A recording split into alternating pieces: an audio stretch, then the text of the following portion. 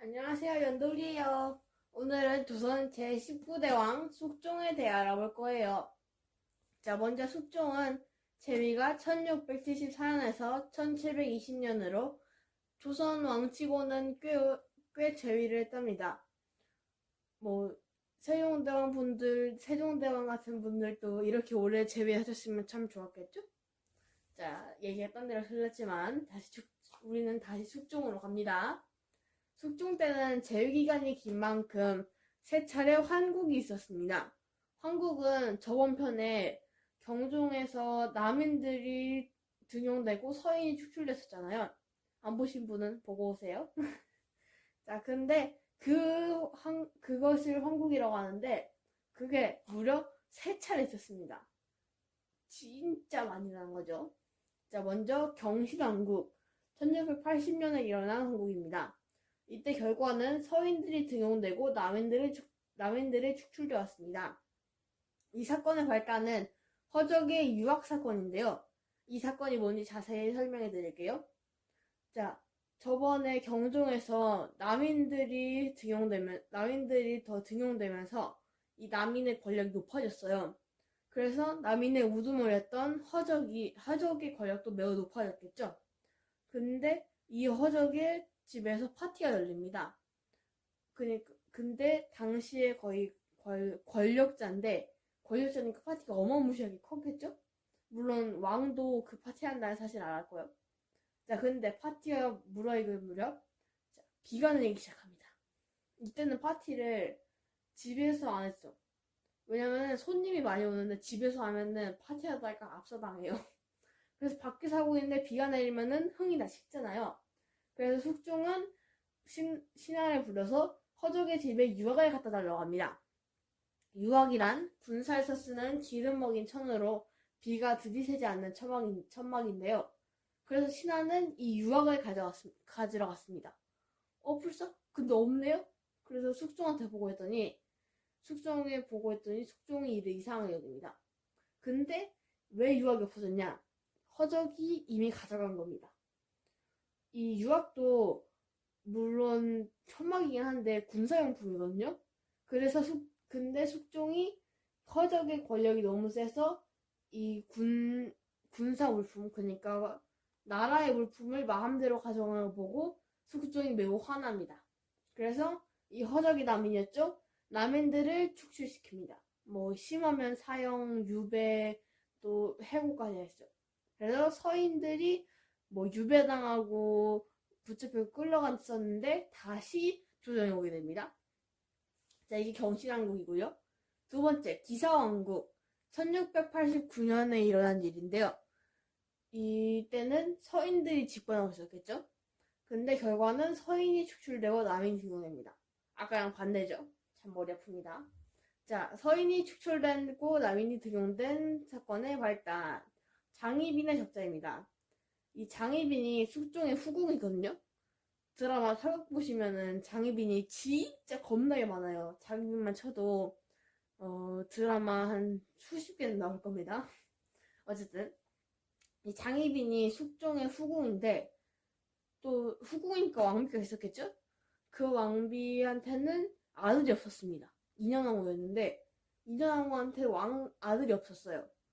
이 조선에서 특히 궁궐에서는 아들이 진짜 중요했습니다. 근데 왕비가 아들이었는데 후궁이 아들 낳았네요. 자, 그니까 숙종이 엄청 기뻐하죠. 왜냐면 27세 때 나왔다고 했는데 27세가 조선에서 그리 젊은 나이가 아니거든요. 빨리 하면은 15살, 늦게 하면 18살에 결혼하고 아들 또한 20살쯤에 나왔으니까 좀 늦게 한 거죠. 그니까 얼마나 기쁘겠어요. 자, 근데 숙종이 너무 기분이 좋아가지고 이 훗날 경종이 되는 이 장희빈의 아들을 원자로 삼습니다. 원자는 그 아들이 자라서 바로 세자가 될 수 있고 자신의 왕위를 이을 수 있게 하는 건데요. 이 장희빈의 적자가 왜 갑자기 신하들하고 싸움을 벌이냐면 이 장희빈이 남인 쪽이었어요. 남인하고 친척? 그 정도였는데 그러니까 서인은 남인을 싫어하죠. 그러면은 남인과 친한 장희빈도 싫어하겠죠. 그래서 서인이 이 원자, 지금은 높게 말하면 경종, 지금은 원자죠. 원자의 어머니인 장희빈. 장희빈이 이 숙종이 왕비로 삼으려고 했는데 서인이 완전 엄청나게 반대합니다. 자, 남인이에요. 남인이 등용되면 서인은 다 몰락하겠죠. 그래서 반대를 했는데 숙종이 그냥 왕비로 밀고 나갑니다. 트랙터로요. 아니, 물론 트랙터는 아니지만 그냥 비유해서 말한 겁니다. 그래서 반대했던 서인들이 거의 다 쫓겨나갑니다. 그리고 다시 남인이 와요. 자리가 없으니까. 자, 그래서 기사왕국이 지나갔고 세 번째 갑술왕국입니다.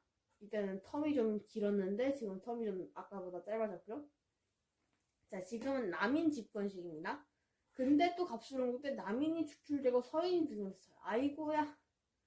자, 이 갑술왕국의 사건의 발단. 숙빈 최씨와 장희빈. 자, 숙빈 최씨는 숙종의 또 다른 후궁인데요. 왕들은 원래 후궁이 많아요. 수십 명 있는 사람도 있어요. 자, 이 숙빈 최씨는 사실 궁중에서 인현왕후의 수발을 들던 천민인데요. 어느 날 숙종이 숙빈 최씨를 보고 뿅뿅 반한 거죠. 그래서 결혼을 하고, 아까는 장희빈만 아들 나왔다고 했잖아요. 뭐 장희빈만 아니겠지만 눈에 띄는 사람이 장희빈이었던 겁니다. 근데 이번엔 숙빈 최씨 아들 나왔어요. 자, 그러면은 숙빈 최씨 아들과 장희빈의 아들이 서로 대립할 만한 대립관계가 되는 겁니다. 그래서 이 숙빈 최씨가 낳은 아들이 이 장희빈의 아들이 이미 세자였지만 이 세자가 죽으면은 다음 왕이 될 수 있는 그 2인자였어요. 그러니까 장희빈은 이 숙빈 최씨를 제거해야겠다고 생각하는 거예요. 네, 그래서 뭐 장희빈은 아니지만 장희빈의 오빠인 장희재가 이 숙빈 최씨를 독살하려다가 들킵니다. 자, 근데 아까 말했죠. 장희빈이 누구 쪽이냐고? 남인 쪽입니다. 그러니까 숙종은 남인들까지 싹 다 모아가지고 추출해버리고 다시 서인이 등용됩니다. 아이고 머리 아파라. 자, 어쨌든 이게 숙종 때 일어난 세 차례 왕국입니다. 기억하세요. 경신왕국, 기사왕국, 갑술왕국 순입니다. 근데 은근 머리 아프죠. 그래서 장희빈하고 숙빈 최씨하고 인현왕후가 서로 약간 대립관계랄까? 삼각관계? 그래가지고 이 장희빈이 사극 드라마 보면은 굉장히 질투심이 심한 걸로 나오거든요.